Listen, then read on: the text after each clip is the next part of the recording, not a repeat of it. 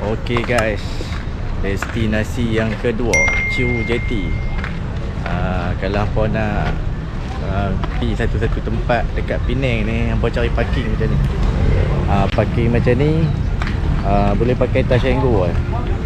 Tak payah duk musim-musim parking tepi jalan lah apa lah kan. Kawasan ni kalau tak salah aku nama dia Pekalan Well.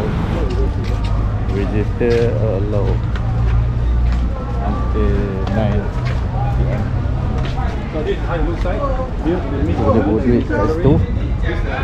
Okay, ni Chiu Jetty. Simple cantik tempat ni.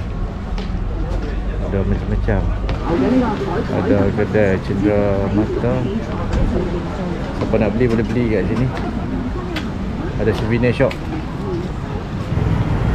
Ini lebih kurang kampung nelayan ni kan, kampung nelayan ni kat sini kan.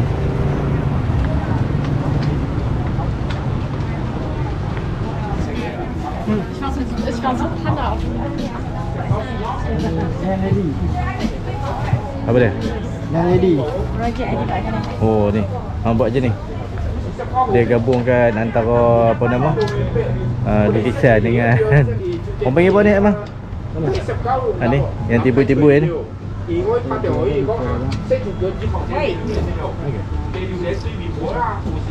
This one picture from the movie Kung Fu Hustler.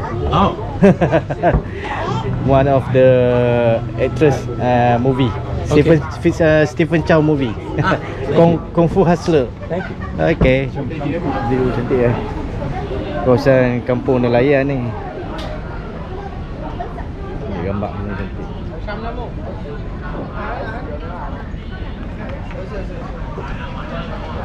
Chiu Jetty Penang.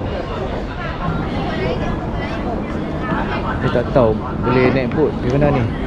Dear visitor, welcome to Chiu Jetty. We provide sightseeing, boat ride, service to enjoy the sea view and sensory photo taking duration 20 minutes.